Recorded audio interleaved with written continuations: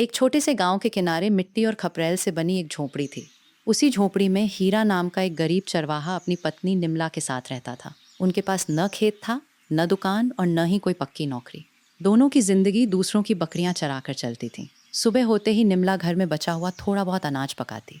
दोनों पति पत्नी पेट भरने की कोशिश करते और फिर गांव के जमींदारों की बकरियां लेकर जंगल की तरफ निकल जाते। बदले में उन्हें थोड़े पैसे मिलते। कभी कभी हीरा सेठ के यहाँ मजदूरी भी करता, लेकिन सेठ उसकी मजदूरी समय पे नहीं देता था। सेठ जी, घर में खाने को कुछ नहीं बचा है, मेरी 2 दिन की मजदूरी दे दीजिए। अरे हीरा, अभी मेरे पास पैसे नहीं हैं, कल आ जाना। सेठ जी, आप हर बार कल कहते हैं, घर में सच में अनाज नहीं है। कहा ना, कल आना, अभी जाओ। हीरा मजबूर होकर वापस लौट आता। निमला भी शिकायत नहीं करती थी। जंगल में जो जंगली साग, फल या खाने लायक चीज़ मिल जाती, दोनों उसे घर ले आते। गरीबी बहुत थी, लेकिन दोनों एक दूसरे का सहारा थे। एक दिन उनकी झोपड़ी में खाने के लिए बिल्कुल कुछ नहीं था। हीरा, आज चूल्हे पर क्या पकाऊं? घर में तो एक मुट्ठी अनाज भी नहीं बचा। सेठ के पास गया था, उसने फिर पैसे नहीं दिए। और बकरियों के मालिकों ने? उन्होंने भी अभी पैसे नहीं दिए। हीरा, आखिर कब तक ऐसा चलेगा? मैं भी यही सोच रहा हूँ। आज हम दो हैं, इसलिए किसी तरह भूखे रहकर भी गुजारा कर लेते हैं। लेकिन कल हमारे बच्चे हुए तो क्या हम उन्हें भी यही जिंदगी देंगे? निमला, मेरे मन में एक बात है, मैं शहर जाना चाहता हूँ। शायद वहाँ कोई अच्छा काम मिल जाए। शहर? लेकिन वहां जाने के पैसे कहाँ से आएंगे? निमला कुछ देर सोचती रही। फिर उसने अपने पास रखी एक छोटी सी चांदी की पायल निकाल ली। इसे बेच देना, जितने पैसे मिलें उनसे शहर चले जाना। लेकिन ये तो तुम्हारी आखिरी निशानी है। निशानी से ज़्यादा ज़रूरी हमारी ज़िंदगी है। तुम जाओ, मेहनत करो और कुछ बनकर वापस आओ। निमला, तुम सच में बहुत अच्छी पत्नी हो, मैं तुम्हें कभी निराश नहीं करूँगा। अगली सुबह हीरा शहर के लिए निकल गया। निमला अकेली रह गई। निमला, तुम ठीक हो? हाँ, मैं ठीक हूँ। तुम अपना ध्यान रखना। बकरियाँ संभाल लेती हो?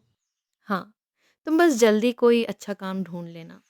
दोनों दूर थे, लेकिन एक दूसरे की चिंता उनके दिल में हमेशा रहती थी। एक दिन बकरियां चराते समय निमला को जंगल में जमीन के पास कुछ सफ़ेद सफ़ेद चीज़ें दिखाई दी। वो पास गई और उन्हें ध्यान से देखने लगी। अरे, ये तो मशरूम जैसे लग रहे हैं। माँ इनकी सब्जी बनाया करती थी। कितना अच्छा स्वाद होता था। कुछ महीनों बाद हीरा का फ़ोन आया। निमला, मुझे शहर में बहुत अच्छा काम मिल गया। सच? मैं बहुत खुश हूँ। अब कुछ समय काम करूंगा, फिर गांव लौटूंगा, हमारा घर ठीक करवाएंगे, जिंदगी बदल जाएगी। मैं तुम्हारा इंतज़ार करूँगी। निमला के मन में उम्मीद जग गई, लेकिन धीरे धीरे हीरा के फ़ोन कम होने लगे। 1 साल बीत गया। फिर एक दिन फ़ोन आया। निमला, आज मैं गांव लौट रहा हूँ। निमला की खुशी का ठिकाना नहीं रहा। वो सुबह से ही अपने पति का इंतज़ार करने लगी। शाम को दूर से एक आदमी आता दिखाई दिया। वो हीरा था, लेकिन हीरा के साथ एक खूबसूरत शहर की लड़की भी थी। हीरा, ये कौन है? ये रीमा है, अब यही मेरी पत्नी है। क्या? हाँ, तुम चाहो तो इस झोपड़ी में रह सकती हो, लेकिन अब मेरी जिंदगी में तुम्हारी कोई जगह नहीं है। निमला की आंखों से आंसू बहने लगे। जिस आदमी के लिए उसने अपनी पायल तक बेच दी थी, वही आज उसे पराया बना रहा था। हीरा, तुम सच में इस झोपड़ी में रहते हो? यहाँ तो रहने लायक कुछ भी नहीं है। तुम चिंता मत करो रीमा, मैं तुम्हारे लिए नया घर बनवाऊंगा। तुम सुबह सुबह ऐसे ही मेरे सामने क्यों आ जाती हो? थोड़ा अच्छे कपड़े पहना करो। मेरे पास जो है उसी में तो रह रही हूँ। रीमा को देखो, कितनी सलीके से रहती है, तुमसे तो बिल्कुल अलग है। निमला ने कोई जवाब नहीं दिया। वो चुपचाप वापस चली गई। उस रात वो बहुत रोई, लेकिन रोते रोते उसके अंदर एक नई ताकत पैदा हुई। मैं गरीब हूँ, लेकिन कमज़ोर नहीं। अगर कोई मेरा साथ नहीं देगा तो मैं खुद अपना साथ दूंगी। मैं किसी के सहारे अपनी ज़िंदगी नहीं बिताऊंगी। अगली सुबह निमला जंगल गई। उसकी नज़र फिर मशरूम पर पड़ी। वो सोचने लगी। अगर ये मशरूम इतना स्वादिष्ट है तो क्यों ना इससे कुछ बनाकर बेचा जाए। उसने बहुत सारे मशरूम इकट्ठे किए। घर आकर उसने चावल, प्याज, मसाले और तेल खरीदा। उसने मशरूम की एक नई तरह की बिरयानी बनाने का फैसला किया। रीमा उसे देखकर हंसने लगी। तुम सच में जंगल की चीज से बिरयानी बनाओगी? हाँ, इसे कौन खाएगा? तभी हीरा भी वहां आ गया। निमला, तुम ये सब करके क्या साबित करना चाहती हो? कुछ नहीं, बस कोशिश कर रही हूँ। जंगल की चीज बेचकर कोई अमीर नहीं बनता। निमला ने फिर भी जवाब नहीं दिया। उसने चूल्हा जलाया, मसाले भुने, चावल पकाए, मशरूम डाले। कुछ देर बाद पूरी झोपड़ी में बिरयानी की खुशबू फैल गई। निमला एक हांडी में बिरयानी भरकर गांव में बेचने निकल पड़ी। पहले तो लोग उसे देखकर हैरान हुए।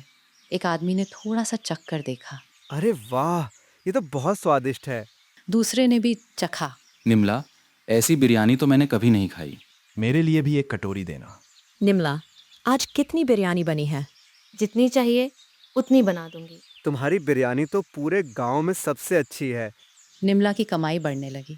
दूर खड़े हीरा और रीमा ये सब देखते रहते। पता नहीं इसे इतना पैसा कहाँ से मिलने लगा। मुझे भी समझ नहीं आता। लेकिन सच्चाई ये थी कि निमला को पैसा किस्मत से नहीं, मेहनत से मिल रहा था। कुछ समय बाद जंगल में मशरूम कम होने लगे। गांव वाले फिर भी रोज बिरयानी मांगते। निमला, आज बिरयानी नहीं बनाई? जंगल में अब मशरूम कम मिल रहे हैं।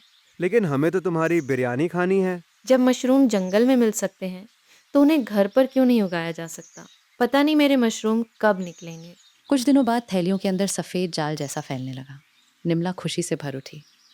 फिर एक सुबह उसने देखा कि छोटे छोटे मशरूम बाहर निकल रहे थे। हो गया। कुछ ही दिनों में उसके मशरूम तैयार हो गए।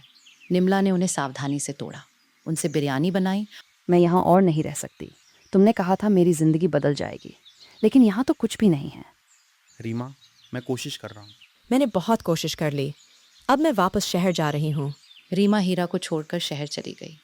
अब हीरा अकेला रह गया। एक दिन बकरियां चराते हुए वो उसी जगह पहुंचा जहां कभी निमला मशरूम इकट्ठे किया करती थी। वो कुछ देर वहीं खड़ा रहा। उसे अपना अतीत याद आने लगा। निमला मेरे बुरे समय में मेरे साथ थी। उसने अपनी पायल बेचकर मुझे शहर भेजा था। अगर मैं उसका साथ देता तो शायद आज हम दोनों की ज़िंदगी बदल चुकी होती। मैंने ही अपनी खुशी अपने हाथों से बर्बाद कर दी। लेकिन तब तक बहुत देर हो चुकी थी। निमला पीछे मुड़कर नहीं देख रही थी। वो अपनी मेहनत से अपनी ज़िंदगी आगे बढ़ा चुकी थी। उसकी कहानी पूरे गांव के लिए एक मिसाल बन चुकी थी। इस कहानी से हमें एक बहुत बड़ी सीख मिलती है।